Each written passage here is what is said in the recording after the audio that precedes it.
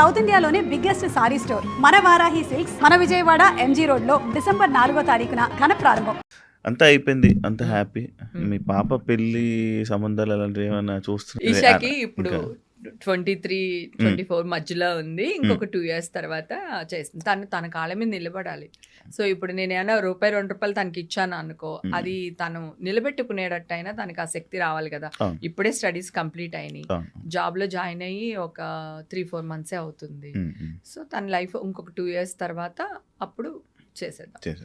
నేను నా బిడ్డను చాలా బాగా పెంచుకున్నాను, సాంప్రదాయంగా ఎథిక్స్, మోరల్స్, ప్రేమ, అభిమానం, అమ్మ నాన్న, ఓ తమిళ అమ్మాయి లాగా పెంచుకున్నాను దాన్ని. సో తన కెరియర్, నా బాధ కూడా అదే తెలుసా. నేను ఎంత ఏడ్చానో. నేను నా బిడ్డ ఈ స్టేజ్లో ఉంది, ఈ టైంలోనే మీరు నన్ను ఇంత చేస్తారు, ఇంత టార్గెట్ చేస్తారా. అసలు నిజం చెప్తున్నా, డ్రగ్స్ తీసుకున్న అబ్బాయిలు కానీ అమ్మాయిలు కానీ వాళ్ళ ఫోటోలు కానీ వాళ్ళ బయోడాటాలు కానీ బయట పెట్టకూడదు. ఎందుకంటే చిన్నపిల్లలు కదా వాళ్ళు, వాళ్ళ గురించి అది పెడితే చిన్న పెద్ద బయట పెడితే వాళ్ళు ఏదన్నా వాళ్ళ ఒక ఫ్యామిలీ రోడ్డు మీదకి వచ్చేస్తుంది. అందరూ నాలాగా నోరేసుకుని పడరు, అందరూ నాలాగా వెయిట్ చేసి రిపోర్టులు రాగానే వచ్చి కూర్చుని మాట్లాడరు. నేను రిపోర్టులు చేయించుకోవడానికి ఢిల్లీ దాకా పంపించాల్సి వచ్చినాయి. నా నైలు, ఒక ఆడదాని జుట్టు పట్టుకున్న మగాడు కానీ, అంటే రాజ్యాలే కూలిపోయినాయి ఒక ఆడదాని కోసం. తెలుసు కదా, ఆడదాని చెడు చూపుతో చూసిన వాళ్ళు సర్వనాశనం అయిపోయారు. ఇవాళ వీళ్ళకి డబ్బులు రావచ్చేమో కానీ రేపు రోగాలు కూడా రావచ్చు, చెప్పలేము కదా. ఇప్పుడు మా పిల్లలు వాళ్ళతో పెళ్ళిళ్ళు అయినాయి, లేకపోతే 4 పెళ్ళిళ్ళు చేసుకున్నారు, ఈ హీరో 4 చేసుకున్నాడు, ఈ హీరోయిన్ ఇక్కడ వెళ్ళింది, ఆ హీరోయిన్ డైవర్స్ తీసుకుంది, ఇవన్నీ వేస్తున్నారు. నేను మామూలు స్ట్రైట్ అవే మీడియా వాళ్ళు అందరినీ అడుగుతున్నాను, మీలో ఎవ్వరు, మీ ఫ్యామిలీలో ఎవ్వరు డైవర్స్లు తీసుకోలేదా, ఎవరిని పెళ్ళిళ్ళు చేసుకోలేదా, లేకపోతే మీరు డైవర్స్ ఇప్పించి అమ్మాయిల చేత మీరు రెండో పెళ్ళి, నీ పెళ్ళానికి నువ్వు రెండో మొగుడు అయినోడు ఎవ్వడూ లేడా, ఎవ్వరు లేరా, మీరందరూ శుద్ధ పూసులా. నేనైతే శుద్ధ పూసుని కాదు, ఫస్ట్ నేను చెప్తున్నా. చిల్ అనే వర్డ్నే బూత్ చేసేసారు. నేను నిజంగానే చిల్ అవుతున్నా. ఏంటంటే నేను చిల్ అవ్వకూడదా, నేను మంచిని కాదా. నేను నా చిన్నప్పటి నుంచి కష్టపడుతున్నాను నాన్న. When I am 14 years still now ఇంకా కష్టపడుతున్నాను నేను. నా జీవితానికి నేను చిల్లే అధికారం లేదా, నేను ఎంజాయ్ చేసే అధికారం లేదా, నాకు ఇష్టం వచ్చిన బట్టలు కట్టుకోవడానికి లేదా. గుడికి వెళ్తే స్విమ్మింగ్ డ్రెస్ అయితే వేసుకెళ్ళట్లేదు కదా, స్విమ్మింగ్ వెళ్తే చీర కట్టుకుని వెళ్ళాం కదా. మాకు తెలియదా మాకు కదా. నువ్వెవడరా అసలు. అది చాలా బ్లండర్ మిస్టేక్. నా విషయంలో అయితే మాత్రం చాలా జరిగింది. నా స్టేజ్లో ఇంకొక ఆర్టిస్ట్ ఎవరైనా ఉండుంటే ఈరోజు ఇలా బయటకు వచ్చి ఉండేవాళ్ళు కాదు కదా. నన్ను అర్థం చేసుకున్నట్టు అందరిని అర్థం చేసుకోరు. ఎందుకంటే నేను ఇందాక కూడా చెప్పాను కదా, నేను ఏమున్నా నీకు తెలుసు, నేనేమున్నా తెలుసు, ఓపెన్. నేను ఇంతే అని చెప్పగలను, నాకు ఆ ధైర్యం ఉంది. ఎందుకంటే నేను తప్పు చేయను కనుక. తప్పు చేశాను అనుకో, అది కూడా తీసుకుంటా. ఎస్, నాకు నచ్చింది, నేను తప్పు చేశాను, నీకేంటి అని అడుగుతా. రైట్, నాకు అది కూడా తెలుసు. కానీ నేను తప్పు చేయకుండా తప్పు చేశాను అన్నది అది ఉంటది కదా, ఆ జర్నీ నాలో ఆ ఐస్ బాత్ మాత్రం లేకపోతే నేను మర్డర్ అన్నా చేసేదాన్ని, లేదా నేనే ఇచ్చేదాన్ని. రెండిట్లో ఒకటి జరిగేది ఫుల్ అనమాట. అంటే బయటికి రాలేకపోతున్నాను, చెప్పలేకపోతున్నాను, మీడియాకి రాలేకపోతున్నాను. అందరూ ఏమంటారు, ఏమక్క తప్పు లేకపోతే వచ్చేది కదా అంటారు. కరెక్టే కదా. కానీ నేను వస్తే ఇంకా ఉచ్చు బిగుసుకుంటది కదా. ఒక ప్రముఖ హీరో థియేటర్ నుంచి వచ్చే వరకు బాగానే ఉంది స్టోరీ. వచ్చి ప్రెస్ మీట్ పెట్టిన తర్వాత పాపం హీరోని తీసుకెళ్లారు. ఆయన ప్రెస్ మీట్ పెట్టకపోతే బాగుండుండేది కదా. మీకు అర్థం అవుతుంది కదా. తర్వాత ఛానల్ వాళ్ళు కూడా మొన్న కల్పననేనా, ఆవిడ పాపం సింగర్, కల్పన గారు సింగరు, మత్తుబళ్ళలేవు పాపం ఆవిడ హాస్పిటల్లో జాయిన్ అయ్యారు. ఆవిడకి ఏదో నిద్ర పట్టక పాపం డాక్టర్ ఇస్తే 2 tablets వేసుకున్నాను. సో దానివల్ల మెలకు రాలేదు. ఆవిడని హాస్పిటల్ తీసుకెళ్లి పెట్టారు. పక్కింట్లో వాళ్ళు అందరూ పాపం తలుపులు తీసి పాపం పెట్టారు. వాళ్ళ హస్బెండ్ ఊర్లో లేరు, అందుకని పక్కింటి వాళ్ళు చేసి పెట్టారు. ఆ న్యూస్ తెలుసుగా. ఏమన్నారు, మొగుడే చంపేశాడు, మొగుడే వేస్తారు, వేసి మెల్లిగా స్లీపింగ్ బిల్స్ ఇచ్చేసి గొడవలు అయిపోయినాయి. ఎన్ని సెలవులు పలవలు చేస్తారు పాపం. ఆవిడ బతికిపోయింది కనుక వాళ్ళ ఆయన అదృష్టం. ఒకవేళ ఆవిడకి ఏదన్నా అయ్యుండుంటే వాళ్ళ ఆయన ఫస్ట్ పోలీసులు వేసేవాళ్ళు, మీడియా ఇన్వాల్వ్మెంట్ మళ్ళీ ఇక్కడ కూడా అని. ఎందుకంటే వాళ్ళేమనుకుంటారు, ఓహో ఇంత జరిగిందంటే ఒకవేళ వాళ్ళ ఆయన కూడా ఇలా జరుగుండొచ్చు, వాళ్ళ ఆయన వేస్తుండొచ్చు అని ముందు ఆయన అరెస్ట్ చేసేవాళ్ళు. తర్వాత ఆయన కాదని ఎంక్వైరీలో తెలిసిన అలాగా వదిలేసేవాళ్ళేమో కానీ ఫస్ట్ అయితే మాత్రం వేసేవాళ్ళు. ఎందుకు ఈ మధ్య అన్ని మీరు క్రైమ్ చేయట్లేదు, ఇప్పుడు ఇది క్రైమ్ కాదా? అంటే ఈ మధ్య అన్ని అలానే ఉన్నాయి. అంటే సోషల్ మీడియాలో ఏదో టప్పున వస్తుంది న్యూస్. అంటే ఫుల్ వైరల్ సోషల్ అయిపోతుంది. మీడియాలో సోషల్ మీడియా వాళ్ళు పర్లేదు, పుట్టగొడుగులాగా ఎవడో ఎక్కడో ఏ గుడిసెలోనో దూరి దొమ్మర పనులు చేస్తున్నారు అనుకుందాం, సరే పక్కన పెట్టేద్దాం. మీడియా వాళ్ళు ఏం చేస్తున్నారు? వాళ్ళు ఒక పెద్ద సంస్థ కదా, వాళ్ళు ఎలా ఉండాలి, ఆదర్శవంతుల్లా ఉండాలి. వాళ్ళు ఏం చేస్తున్నారు? ఇదే చేస్తున్నారు. అదే గనక సోషల్ మీడియా వాళ్ళు ఇలా చేస్తున్నారు, ఇలా చేయకూడదని మీడియా వాళ్ళందరూ కలిపి న్యూస్లు చేసి వాళ్ళని పట్టించి ఇదిగో ఇలా జరుగుద్దని అంటే అవేర్నెస్ క్రియేట్ చేస్తే మీడియా, అలాంటి వాళ్ళు చైతన్యంగా తీసుకుని ఒరే ఇలా చేయకూడదు, ఆడపిల్లల్ని ట్రోల్ చేయకండి, ఇలాంటి పెట్టకండి, ఇలా ఉంది చట్టం, మీరు అరెస్ట్ అవుతారు, లేదంటే ఇలా జరుగుతుంది అని మీరు కనుక న్యూస్లు వేస్తే చిన్న చిన్న పుట్టగొడుగులు లాంటి వాళ్ళందరూ సర్దుకుంటారుగా, మీ వల్ల సమాజం బాగుపడుతుందిగా. అవి మానేశారు. వీళ్ళ దాంట్లో రాగానే మళ్ళీ వీళ్ళు రేటింగ్ల కోసం వీళ్ళు వేసేస్తారు. ఈ సోషల్ మీడియా చాలా మంది అనుకుంటారు మేము దొరకం, ఎక్కడెక్కడో ఉన్నామో అనుకుంటారు, కానీ ఎవరైనా వస్తారు. మొన్న అతను వచ్చాడుగా, ఐబొమ్మ అతను వచ్చాడా, అంతకుముందు నేను మాఫింగ్ ఫోటోలు, మీ చిన్న చిన్న పిల్లలు న్యూస్ లీడర్ కూడా అప్పట్లో న్యూడ్ ఫొటోస్ ఉండి నేను ఒక్కదాన్ని వెళ్ళి కంప్లైంట్ ఇచ్చి నేను అవన్నీ వాడిని పట్టుకొచ్చాను. దుబాయ్లో ఉన్నాడు వాడు. దుబాయ్ నుంచి తీసుకుని వచ్చి అరెస్ట్ చేసి కోర్టులో సబ్మిట్ చేశారు పోలీసులు. ఎవ్వరు 4 రోజులు లేట్ అవుతుందేమో గానీ అందరూ దొరికిపోతారు. సో చైతన్యాన్ని ఇమ్మంటున్నాను, ప్రజల్లో అవేర్నెస్ క్రియేట్ చేయమంటున్నా ఛానల్ వల్ల, అంతే తప్ప ప్రజలు నాశనం అయిపోయేటట్టు ఇలాంటివి చేయకూడదు కదా అనేది. ఇది క్రైమ్ కాదంటావా? ఒక చిన్న బాబు ఆవిడేదో వీడియో తీస్తుంటే బాబు కింద పడిపోయాడు, దాన్ని అందరూ కాపాడారు, ఆ బిడ్డని కాపాడి తల్లికి ఇచ్చారు. తర్వాత ట్రోల్ చేస్తారు ఆ అమ్మాయిని, కన్న బిడ్డ కంటే నీకు ఎక్కువైపోయిందో, ఒళ్ళకి ఎక్కువైపోయిందో, అది అనేసరికి ఆ మెసేజ్లు ఇవన్నీ వచ్చేసరికి ఆ అమ్మాయి ఊరేసుకుని చచ్చిపోయింది.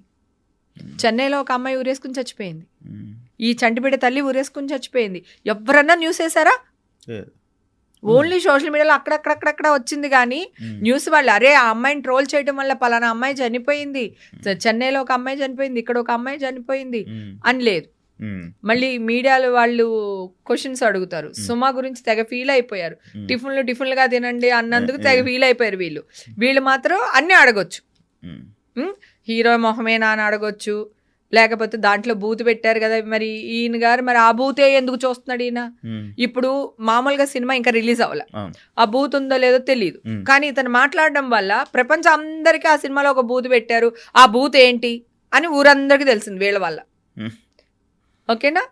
సో ఎవరెవరైతే మాట్లాడుతున్నారో, ఎవరెవరైతే ఏ క్వశ్చన్స్ అడుగుతున్నారో, ముందు ఇదే క్వశ్చన్ మీ అమ్మని అడుగుతారా, లేదా మీ ఇంట్లో మీ నాన్నగారిని అడుగుతారా? నేను ఇక్కడ జెండర్ సంబంధం లేదు, ఆడమగ ఇప్పుడు లేదు, ఇద్దరు సమానమే.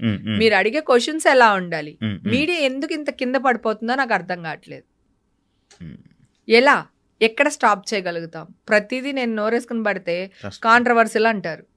నేను కాంట్రవర్సీలు చెయ్యట్లా, మీరు కాంట్రవర్సీలు చేస్తే నేను అది కాదురా బాబు, ఇది ఇలా జరిగిందిరా బాబు అని చెప్తున్నా ఫస్ట్ నుంచి. ఏ విషయమైనా సరే, శ్రీరెడ్డిని కూడా చూడండి, కూర్చోబెట్టారు ఛానల్లో, రైట్? ఆవిడని మాట్లాడిచ్చారు, అందరినీ తిట్టిపిచ్చారు, అయిపోయింది. ఒక రోజు ఆ అమ్మాయి అనౌన్స్ చేసింది నేను వచ్చి ఇక్కడ న్యూడ్గా కూర్చుంటాను అని. ఒక ఛానల్ వాడు, ప్రముఖ ఛానల్, అది కూడా పెద్ద ఛానల్ వాడే, వెళ్ళి ఇలా పెట్టి ఆ అమ్మాయి ఇలా కూర్చుంది, ఇట్లా ఈ కొంచెం డ్రెస్ కొంచెం తీసి ఇట్లా కూర్చుంటే ఇట్లా పెట్టి తీస్తున్నాడు. అన్నం తింటున్నాడా గడ్డి తింటున్నాడా వాడు నాకు అర్థం కాదు. ఏ అమ్మాయి గమ్మునుండు, ఎందుకు తీస్తున్నావు అని లేదు. ఆ అమ్మాయి కారు దిగింది చక్కగా, నా అమ్మాయి పక్కన ఒక అమ్మాయి ఉంది, బ్యాగ్ ఇచ్చింది, ఒక్కొక్కటి తీస్తుంది, వీడు షూట్ చేస్తున్నాడు. మనిషేనా వాడు అసలు? అదే ఆ ప్లేస్లో నీకు సంబంధించిన అమ్మాయి ఉండుంటే నువ్వు ఇట్లానే వీడియో తీస్తావా? నేనుండుంటే పాపం శ్రీరెడ్డిని కూడా ఒడుకొట్టి ఎందుకే నువ్వు ఇలా చేస్తున్నావు, మూసుకో రా, నువ్వు అక్కడికి వెళ్ళే బదులు ఇక్కడికే వచ్చి న్యాయపోరాటం చేసి ఉండాల్సింది. మీడియాలో కూర్చుని ఎవరు ఎక్కమన్నారు నిన్ను? ఇక్కడే కూర్చుని వీళ్ళందరి ముందు, ఇప్పుడు ప్రొడ్యూసర్లు వీళ్ళందరి ముందు కూర్చుని ఇక్కడ ధర్నా చేయాల్సింది కదా. నువ్వు అక్కడికి వెళ్ళి వాళ్ళు ఇలాంటి వాళ్ళు వీళ్ళు ఇలాంటి వాళ్ళు అంటాం ఎందుకు అని చెప్పి నేను ఆ అమ్మాయిని వేసుకున్నాను. నేనుండుంటే 2 పీకి ముందు బట్టలు వేసేదాన్ని, ఆ అమ్మాయికి వీడియో షూట్ చేసేదాన్ని కాదు. మరి మీడియా వాళ్ళు ఎందుకు వీడియో షూట్ చేశారు? మనుషులేనా అసలు? అంటే ఒకటి కాదు, ఇవన్నీ తెలుసుకునే నేను మీడియాకు దూరంగా ఉన్నాను. ఈ న్యూస్ వచ్చే వరకు అసలు నేను మీడియానోలే లేదు. 4 సంవత్సరాలు నేను దూరంగా ఉన్నా, హాయిగా ఉన్నా. మీ అందరికీ తెలుసు కదా, మీతో వచ్చేదాన్ని, సరదాగా చిల్లేదాన్ని, మన అందరం బర్త్డే పార్టీలకి అట్లకి కలిసేవాళ్ళం కదా, చక్కగా కలుసుకునే వాళ్ళం, మాట్లాడుకునే వాళ్ళం, శుభ్రంగా తినేవాళ్ళం. మళ్ళీ ఆశ వీళ్ళందరూ చేపల పులుసు పంపించక్క అంటే మీరు ఎక్కడ ఉన్నారు, వాళ్ళ ఇంట్లో ఎన్నిసార్లు నేను ఫుడ్ వండి పంపించలేదు వాళ్ళందరికీ, ఇళ్లలో కూర్చుని. అది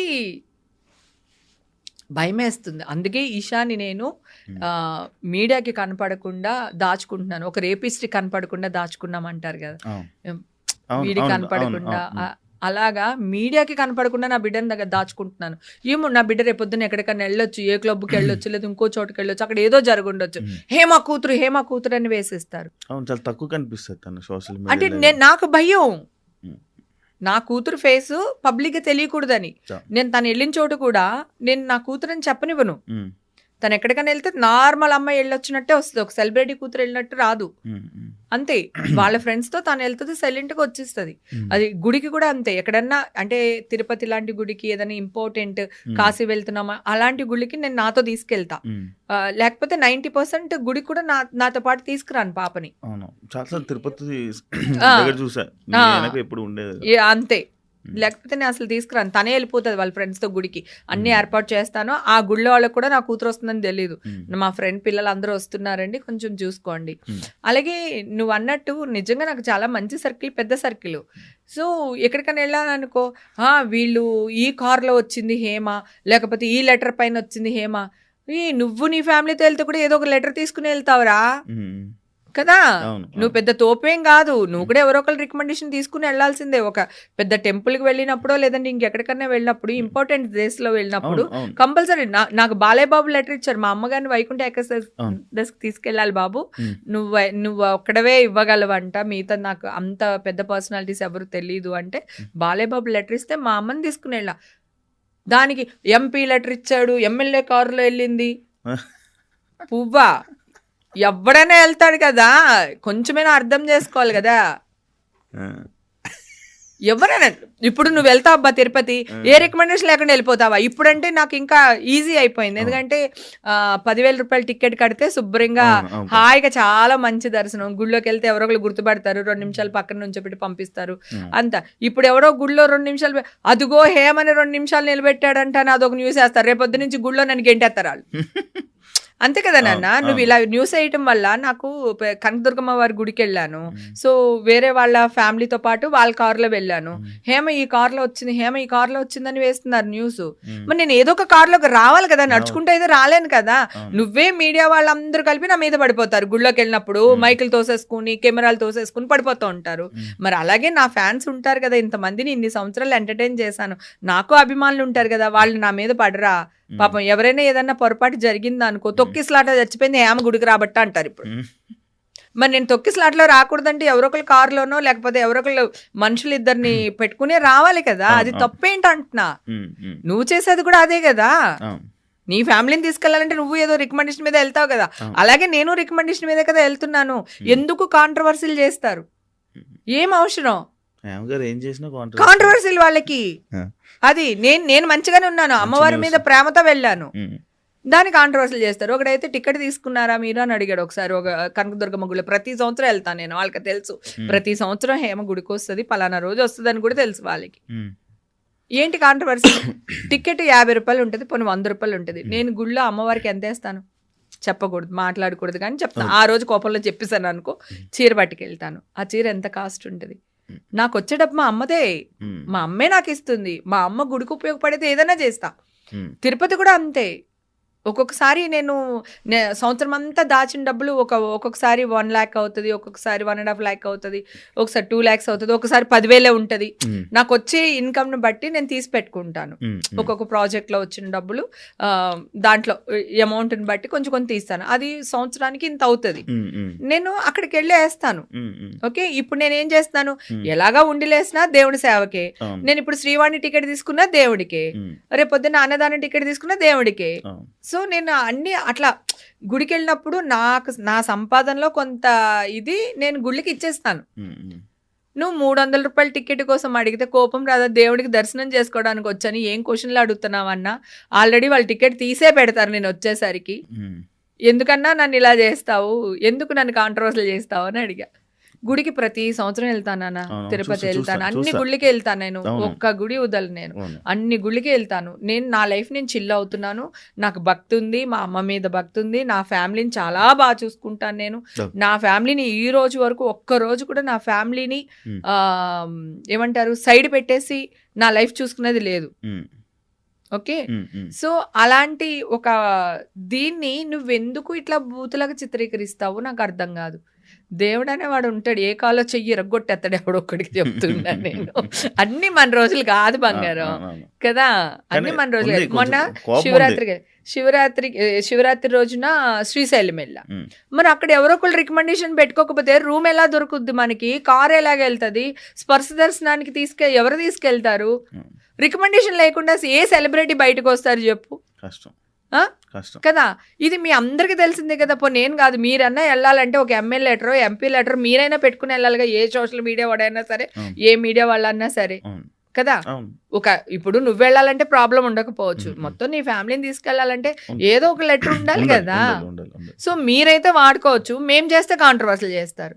మళ్ళీ అదే న్యూస్ ని వాళ్ళు అక్కడ హేమ ఎప్పుడొచ్చినా ఒక బాంబు పేల్చి వెళ్తుంది అంటే, నేను కాదురా పేల్చేది, మీరు పేలుస్తున్నారు, నేను మంచిగానే ఉన్నాను, నాతో మీరు ఆడుకుంటున్నారు, వద్దురా మీకు దండం పెడతాను ఆడుకోద్దురా అని చెప్తుంటే, అదిగో చేయి పెట్టి కొట్టేసింది మా హేమ అంటున్నారు. నేను 2 చేతుల్లో దండం పెడితే ఇలా పెట్టే లోపల అదిగో చెయ్యెత్తేసింది మా మీద అంటున్నారు వాళ్ళు. నేను ఇలా అనే లోపలనే వాళ్ళు కవర్ చేసేస్తున్నారు, చూసి ఇలా ఇంతదాకా రానివ్వట్లేదు. సో అలా అమ్మ ఐఎమ్ సో హ్యాపీ తెలుసా, ఈవేళ చాలా నవ్వుకుంటూ మాట్లాడుతున్నాను. నిన్న మొన్న అసలు ఫుల్ చాలా అంటే మదర్ది పెద్ద న్యూస్ అయిపోయింది కదా నాకు, అట్లా దానివల్ల. సో ఇలాంటివన్నీ జరుగుతుండే. అంటే సెలబ్రిటీ అంటే నీ ఇష్టమా? నేను చాలాసార్లు అంటాను, నీ ఇష్టమా, నువ్వు నా మీద ఏదైనా వేసుకుంటావు, నా బిడ్డ మీద, నా బిడ్డను వాడేసి, నన్ను వాడేసి, మా ఆయన్ని వాడేసి, మా అమ్మని లాగేసి. అసలు మీకు ఫ్యామిలీస్ ఉంటాయి కదా బంగారం. ఇప్పుడు మీడియా లేకపోతే నేను లేను, నేను లేకపోతే మీడియా లేదు. సో మీకు మేము కావాలి, మాకు మీరు కావాలి. సో అలాంటప్పుడు నిజాన్ని వేయండి. నేను మంచిదాన్ని కాదు, నన్ను మంచిదాన్ని వేయమని నేను అనట్లేదు. నిజాన్ని వేయండి. అబద్ధాన్ని ఎక్కువ చూపిస్తున్నారు, నిజాన్ని మూసేస్తున్నారు. ఇది ఎంత కరెక్టో అంటున్నా. అయితే ఇదే టైంలోనే ఇంకొకటి కొన్ని క్వశ్చన్లు మిమ్మల్ని అడగడం జరిగింది. లైక్ సినిమాలు ఎందుకు ఆపేశారు, ఎందుకు తక్కువ అయ్యాయి, ఎందుకు సినిమాలు చేయట్లేదు? వాళ్ళు మిమ్మల్ని దూరం పెట్టారా, లేకపోతే మీరు సినిమాని దూరం పెట్టారా? ఆఫ్టర్ మా ఎలక్షన్ తర్వాత నేను, అంటే ఆ ఎలక్షన్కి నాకు దానికి సంబంధం లేదు, కానీ ఆ ఎలక్షన్ తర్వాత లేకపోతే లాక్డౌన్లోనో సంథింగ్ ఒకసారి నేను మామూలుగా కూర్చున్నప్పుడు నాకు నేను ఆలోచించుకున్నా, ఓకే నాకు ఒక 45 ఏళ్ళు వచ్చినాయి ఇప్పుడు, నేనేం చేశాను చిన్నప్పటి నుంచి, నా ట్రావెల్ ఏంటి, నా కోసం నేనేం చేసుకున్నాను అనేది ఎక్కడో ఒక చోట నేను ఆలోచించాను. మా ఇంటి కిచెను, నా బెడ్రూము, షూటింగ్, ఇవి తప్ప నా లైఫ్లో ఏం లేవు. అప్పుడప్పుడు గుళ్ళు, అది సంవత్సరానికి 2-3 గుళ్ళు, ఏది తిరుపతి, అన్నవరం, దుర్గమ్మ తల్లి గుడి, ఇట్లాగా తప్ప నా లైఫ్లో ఏం లేదు. కిచెను, వండుకోవడం, అంటే పొద్దున్న 6 గంటలు ఎగుస్తా, మా హస్బెండ్కి టిఫిను, చట్నీలు, మధ్యాహ్నం లంచ్కి కూరలు అన్నీ చేసేసి నేను కూడా ఒక బాక్స్ పట్టుకొని షూటింగ్ వెళ్ళిపోతా పొద్దున్నే. పాప చిన్నప్పుడైతే తను రెడీ చేయడం, నేను షూటింగ్కి వెళ్ళే ముందు తనకు రెడీ చేసి, తనకు తినిపించి, తను బస్సు ఎక్కిచ్చేసి, మళ్ళీ మా హస్బెండ్కి అన్నీ చేసి, మళ్ళీ నేను షూటింగ్కి వెళ్ళి రాత్రికి వచ్చి మళ్ళీ మా ఆయనకి, నా కూతురికి వండి పెట్టుకుని, నా కూతురు పడుకునేది వరకు నేను దాన్ని పడుకోపెట్టి, తర్వాత నేను వెళ్ళి పడుకుని, లేదా ఎంత లేట్ అయినా పడుకుని మళ్ళీ పొద్దున్నే లేచి, ఇదే రొటీన్. అంటే ఎన్ని 100 సినిమాలు చేశానో అన్ని 100 సినిమాలకి ఒక్కొక్క రోజు నైట్ 12-1 గంట అయిపోతుంది షూటింగ్. అయినా మళ్ళీ నెక్స్ట్ డే మామూలుగా లేచిపోయి మళ్ళీ వంట చేసుకుని, ఆ కిచెన్ నా బెడ్రూమ్, నా కిచెన్ నా బెడ్రూమ్, ఇంకేం లేదు, నథింగ్ ఇన్ మై లైఫ్. అప్పుడు నాకు అనిపించింది, ఓకే నేను మా హస్బెండ్ని కూర్చోపెట్టి, నాకు 45 years వచ్చింది, నాకు ఇప్పుడు హార్మోన్స్ చేంజెస్ ఉంటాయి, సో నేను డిప్రెషన్కి వెళ్తున్నాను. ఈ ఆలోచన ఎందుకు వచ్చింది? ఈ హార్మోన్ చేంజెస్ వల్లే వచ్చింది. సో నా లైఫ్ నాకు ఎంజాయ్ చేయాలని ఉంది, ఓకేనా. నేను ఎక్కడికి వెళ్ళాను, ఎందుకు వెళ్ళాను, ఎప్పుడు వచ్చాను, ఏం చేస్తున్నారు, ఇవన్నీ లేదు. మీకు ఆకలేసింది అనుకోండి, పని మనిషి ఉంటుంది, వంట చెప్పించుకుని తినండి. ఓకే, నేను చేసి వెళ్తా. చేసి వెళ్ళలేదు, నేను ఎక్కడైనా ఊరికి వెళ్ళాను, నాకు ఏదో ఊరికి వెళ్ళాలనిపించి అమెరికా వెళ్ళాను, నేను 1 వీక్ తిరగాలనిపించింది, వెళ్ళాను. బ్యాంకాక్ వెళ్ళాను, 10 రోజులు ఉండాలనిపించింది, వెళ్ళాను. మా హస్బెండ్ ఏంటి, తను తినడు ఎవరు చేసినా, దానికి ఒక ప్రాబ్లం పాపం, నేనే అలవాటు చేసాను, అది నా మిస్టేక్. నాకు బాడీలో ఎనర్జీ ఎక్కువ, ఎవరిని పని చేయనివ్వను, నేనే చేసిస్తాను. సో దానివల్ల మా ఆయన చెప్పా, నేను వెళ్తున్నాను కదా, ఇల్లు తగలాడిపోతుంది అనుకోండి, ఫైర్ ఇంజిన్కి కాల్ చేయండి. ఒకవేళ ఫైర్ ఇంజిన్కి మీరు కాల్ చేయలేకపోయారు అనుకో, వదిలేయండి, కాలిపోనివ్వండి, నేను వచ్చిన తర్వాత మళ్ళీ కొత్త ఇల్లు కడతా. కానీ నాకు ఫోన్ చేసి మాత్రం డిస్టర్బ్ చేయకండి, ఎందుకంటే ఫెడప్ అయిపోయాను. పని మనిషి టీ పెట్టలేదని, నా కూతురేమో నేను అన్నం తినలేదని, పాప వాళ్ళకి నేను అలవాటు చేసింది మిస్టేక్ నాదే, నేను వాళ్ళని తప్పనట్లా, ఇది తప్ప నా లైఫ్లో ఏం లేదు. అప్పుడు మా హస్బెండ్ని కూర్చోపెట్టేసి మొత్తం మ్యాటర్ అంతా చెప్పేసి, నేను ఎక్కడికి వెళ్ళాలంటే అక్కడ వెళ్తా, ఎలా తిరగాలంటే అలా తిరుగుతా, నన్ను మీరు ఆపొద్దు, నాకు కొంచెం ప్రేమను చూపించండి, మీరు నవ్వుతూ ఉండండి, నన్ను నవ్వుతూ ఉంచండి. అంటే మా హస్బెండ్ నాలాగా కాదు, కొంచెం సాఫ్ట్ సైలెంట్ ఆ టైపు. సో అందుకని మీరు నవ్వుతూ ఉండండి, నన్ను నవ్వుతూ ఉంచండి, అంతే తప్ప నన్ను ఫోర్స్ చేయొద్దు, నాకు టీ పెట్టి ఇవ్వలేదు, కాఫీ ఇవ్వలేదు, వంట చేయలేదు, టేబుల్ మీద ఇది పెట్టలేదు, నాకు చెప్పకండి. మీకు చేతనైతే పని మనిషి చేత చేయించుకోండి, చేత కదా హోటల్ అని చెప్పించుకుని తినేయండి, నన్ను అడగండి. అమ్మ రాజీనామా లాగా పెళ్ళం రాజీనామా అనుకోండి, నన్ను ఒక 2-3 సంవత్సరాలు వదిలేయండి, నన్ను ఏమీ అనకండి, నన్ను పట్టించుకోకండి అని చెప్పి నా హస్బెండ్కి రిక్వెస్ట్ చేసి, తర్వాత ఇప్పుడు నేను నాలాగా తిరగడం, నాలాగా మాట్లాడడం, నాకు కావాల్సినట్టు ఉండడం, నాకు కావాల్సినట్టు తిరగడం, ఇవి ఆఫ్టర్ బిగ్ బాస్ స్టార్ట్ చేశా. బిఫోర్ బిగ్ బాస్ నాకు లేదు, ఆఫ్టర్ బిగ్ బాస్ నేను అక్కనైపోయాను. ఆఫ్టర్ బిగ్ బాస్ నాకు రెక్కలు వచ్చేసింది, హేమక్క. ఆ బిగ్ బాస్ కూడా నేను డిప్రెషన్లోనే వెళ్ళాను.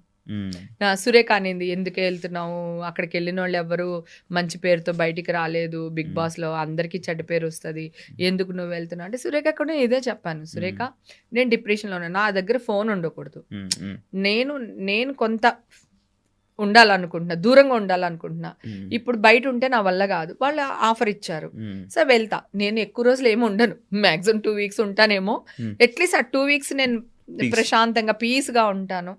సో నాగార్జున గారు ఎదురుగుంటుంటారు ఎవరి వీక్ని. సో అట్లాగా బిగ్ బాస్కి వచ్చా. బిగ్ బాస్లో నాకు ఏమొచ్చింది అంటే, ఆంటీ అనే పేరే లేదు, ఓన్లీ హేమక్క 60 ఏళ్ళ ఆయన కూడా హేమక్క అనే పిలుస్తాడు నన్ను, 6 ఏళ్ళ పిల్లోడు కూడా హేమక్క అనే పిలుస్తాడు, అందరూ హేమక్క అని పెద్ద బిరుదు వచ్చింది.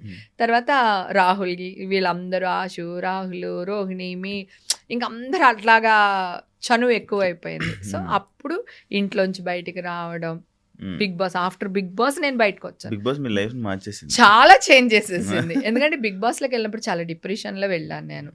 అంటే అది మా ఇంట్లో వాళ్ళు నన్ను టార్చర్ చేసి కాదు, కనిపించేది బిగ్ బాస్ లో మీ ఫ్రస్ట్రేషన్ మొత్తం ఎగరేసేవాళ్ళుగా. లేదు, నేను అంటే ఇప్పుడు పాపం అయిపోయిన దాని గురించి ఎందుకు, కానీ నేనున్న రోజులు రాహుల్, నేను మళ్ళీ బిగ్ బాస్ హౌస్ లోకి వెళ్ళాను కదా, వెళ్ళి నేను వాడిని అని ఎత్తుకుంటాడు, నేను ఎగిరితే వాడు ఎత్తుకున్నాడు కదా, అప్పుడు వాడు నాకు కాళ్ళకి దండం పెట్టి, అక్క నువ్వు ఉన్నంతసేపు కడుపు నిండా అన్నం తిన్నావు అక్క, ఆ షాట్ కూడా ఉంటుంది, ఆ కాళ్ళకి దండం పెట్టిన అన్నీ ఉంటాయి, అక్క తప్పైపోయింది అక్క, నువ్వు ఉన్నంతసేపు కడుపు నిండా అన్నం తిన్నావు అక్క, నువ్వు వెళ్ళిన తర్వాత అన్నమే లేదక్క అన్నాడు. నేనేమంటానంటే, నాగార్జున గారికి నేను ఎదురు చెప్పలేకపోయాను. ఇప్పుడు పిల్లలు చూడండి ఎలా మాట్లాడుతున్నారు ఈ 4 సీజన్లో. అప్పుడు నేను నాగార్జున గారికి రెస్పెక్ట్ ఇస్తాను కదా, నేను నాగార్జున గారికి ఎదురు చెప్పలేకపోయాను. ఆయన ఏమన్నారు, వాళ్ళకి చెప్పి నువ్వు వంట చేయాలి, ఇది నీళ్ళు కాదు కదా అన్నారు. ఓకే, కాకపోతే నేనేమన్నానంటే, ఈ అబ్బాయిది హోటల్ ఉంది, ఆ అబ్బాయికి తెలుసు ఏంటి అని అంటున్నాడు, ఆ అబ్బాయికి హోటలే ఉంది, హోటల్ ఓనర్ వచ్చి హోటల్లో వంట చేయడు, రైట్? అర్థమైందా? ఏ సరుకులు కావాలో కొనిస్తాడు వాడు నెలకొకసారి, అంతవరకే, కుక్కే చేస్తాడు. నేను తల్లిని, నేను అక్కని, నేను అమ్మని, నేను పెళ్ళాన్ని, రైట్, నేను కూతుర్ని, ఎవరి కడుపు ఎంత ఉంటుంది, ఎంత బియ్యంలో ఎంతమందికి వంట చేసి పెట్టవచ్చు అనేది తల్లికి అక్కకి అంటే ఎవరికి తెలియదు, రైట్? సో నాకంటే ఎక్కువ రైట్ అక్కడ ఎవరికి లేదు. వాళ్ళు అనవసరంగా నా మీద దెబ్బలాడారు. నేను నాగార్జున గారు వచ్చినప్పుడు ఆయన చూస్తారులే, నేను బాగానే పెట్టాను కదా అనుకున్నాను. అది మిస్ఫైర్ అయ్యి నాగార్జున గారు అనేసరికి నేను ఎదురు చెప్పలేదు. మీరు చూసారా, అవునవును, నేను సైలెంట్ చూసా. అయిపోయాను. Silent అయిపోయాను. ఆయనకి నేను చెప్పను, నా జీవితంలో చెప్పను నేను. Um, he's my dream boy, my darling, my sweetheart, everything Nagarjuna garu నాకు. ఉమ్, ఉమ్. సో నేను ఆయనకి ఎదురు చెప్పే పరిస్థితిలో లేను, చెప్పలేదు, అంతే. తీసుకొచ్చారు. ఆ తర్వాత కూడా క్లైమాక్స్ లో చూసావు కదా, అవును, చిరంజీవి గారు అవును, ఆడేసుకున్నారు అవును, మమ్మల్ని. అవును, ఏ అంతేలే, నీకు అన్ని నాగార్జునే, మేమే ఉంటాము, నువ్వు ఉంటే బాధపడుతున్నావు అని తెచ్చేసాడు నిన్ను, అవును, అది ఇది అని అవును, చిరంజీవి గారు. అవును. సో నాకు 2 కళ్ళు వాళ్ళిద్దరుని. అవును. సో ఆయనకి ఎదురు చెప్పలేదు, అప్పుడు నా సైలెంట్ అయిపోయాను. సరే. ఆ, అది ప్లస్ ఫస్ట్ వీక్ లోనే నామినేషన్ లో పెట్టేస్తే ఈ జనాలకి మాత్రం ఎవరికి ఓట్లు వేయాలో తెలియదు కదా అప్పుడు. స్టార్టింగ్ అంటే అప్పుడు మళ్ళీ ఓట్లు కూడా మార్చారు, ఏవో చేశారు మొత్తానికి, అలా అయిపోయింది. కానీ బిగ్ బాస్ మాత్రం నాకు చాలా చాలా హ్యాపీనెస్ ఇచ్చింది. నేను ఇప్పుడు ఇంత ఎనర్జీగా ఇంకా ఉండడానికి కారణం కూడా బిగ్ బాస్. సినిమాలు ఇప్పుడు చేస్తారా? ఇప్పటి నుంచి సినిమాలు చేస్తాను, ఎందుకంటే ఇప్పటికి కొన్ని లక్షల మంది, నేను వెళ్ళిన ప్రతి ఫంక్షన్స్లోని వీటిల్లో వాటిలో అందరూ బంగారు నువ్వు యాక్ట్ చేయాలి నాన్న, నువ్వు యాక్ట్ చేయాలి అని అంటున్నారు. ప్లస్ నాకు ఇన్ని బ్లెస్సింగ్స్ వచ్చినాయి కదా, నువ్వు మంచిదానివిరా, నువ్వు మంచిదానివి, నువ్వు ఫైట్ చెయ్యి, మేమందరం నీతో ఉన్నాం, మా బ్లెస్సింగ్స్ ఉన్నాయని ఎంతమంది అయితే చెప్పారో వాళ్ళందరి అభిమానం ఎక్కడి నుంచి వచ్చింది? Point. I'm a celebrity, I'm a actor. నేను చేసిన క్యారెక్టర్స్ వల్లే నాకు ఇంత పేరు వచ్చింది. బిగ్ బాస్ ఆఫర్ ఎందుకు వచ్చింది? దీని వల్లే వచ్చింది. ఇప్పుడు నువ్వు నన్ను పిలిచి ఇంటర్వ్యూ ఎందుకు చేస్తున్నావు? I'm a celebrity actor, right? So ఇవన్నిటికి రావడానికి, ఇంత పేరు ప్రత్యక్షలు రావడానికి కారణం యాక్టింగ్. సో మధ్యలో నేను మానేయడానికి రీజన్ చెప్పాను కదా, మా ఆయన దగ్గర కొంచెం టైం తీసుకుని సినిమా ఇండస్ట్రీ కూడా కొంచెం దూరం అయిపోయి నేను చిల్ అవుతూ వచ్చాను. ఇక్కడి నుంచి యాక్ట్ చేస్తాను. ఇప్పుడు కేసు కొట్టే వరకు నేను ఒక డైరెక్టర్ దగ్గరకో మా హీరో దగ్గరకో వెళ్ళి మాట్లాడాలంటే నాకే ఒక బాధ అనిపించి నేనే దూరం అయిపోయాను. నన్ను ఎవరు దూరం చేయలేరు, నేనే దూరం అయిపోయాను. సో ఈ దూరాన్ని ఈ జనాలకి దగ్గర చేసింది. ఇంకా జనాల కోసం నేను యాక్ట్ చేయాలనుకుంటున్నాను.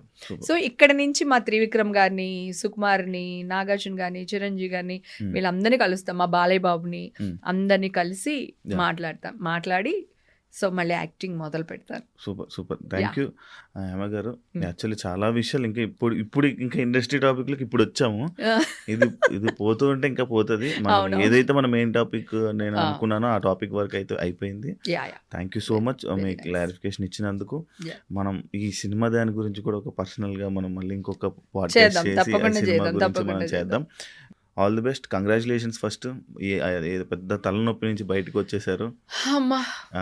ఇది కూడా అప్పుడు ఆ న్యూస్ ఎలాగైతే వైరల్ అయిందో ఈ న్యూస్ కూడా మంచిగా వైరల్ అయ్యి జనాలందరికీ మీరు ఏంటో తెలియాలని, మీరు మళ్ళీ కంబ్యాక్ ఇచ్చి మళ్ళీ తెలుగు జనాల్ని మళ్ళీ ఎంటర్టైన్ చేయాలని మనస్ఫూర్తిగా కోరుకుంటున్నాను. Wish you all the best. Thank you so much. చూసారు కదా ఇంటర్వ్యూ. మీకు ఈ పాటికి ఇంటర్వ్యూ మొత్తం చూసేసరికి మీకు మొత్తం అంతా అర్థమైపోయి ఉంటుంది. ఏదైనా సోషల్ మీడియాలోనో కానీ దేంట్లోనో ఫస్ట్ వచ్చిన వెంటనే నమ్మేకండి. ఇది నేను 10 సార్లు చాలా సిచ్యువేషన్స్లో చాలా సందర్భాల్లో మీకు చెప్పడం జరిగింది. ఇప్పుడు కూడా మళ్ళీ చెప్తున్నాను.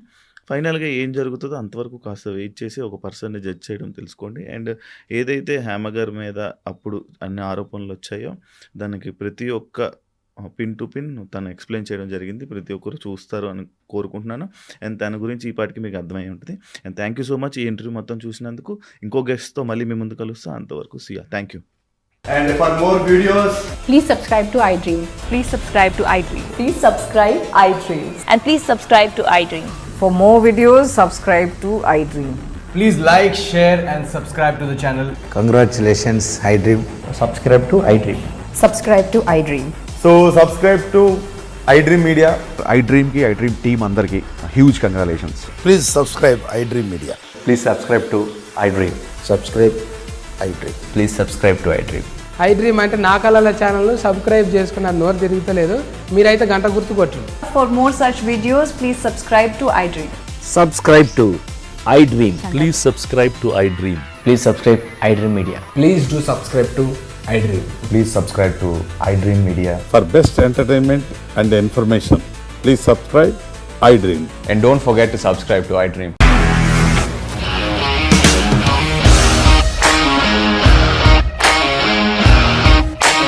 ఇండస్ట్రీలో కమిట్మెంట్ ఇష్యూస్ వస్తే నీకు కూడా వచ్చినట్టు మార్నింగ్ తీసుకెళ్ళాలంటే కొట్టి పడేసాడు.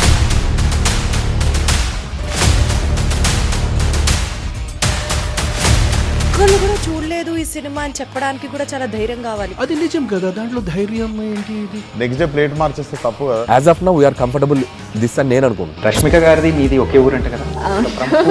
నీకు కోపం వచ్చిందంటే బాగా తిట్టేత్తరా? తిట్టేద్దామండి. నిజంగా గేమ్ ని ఎలా చేంజ్ చేయగలిగారు? ఏపీఎస్ఎఫ్సి వాళ్ళకి 6 నెలల్లో నేను 6 లక్షలు కట్టా. బిజినెస్ చేయాలనుకుంటే it is as difficult as riding a tiger.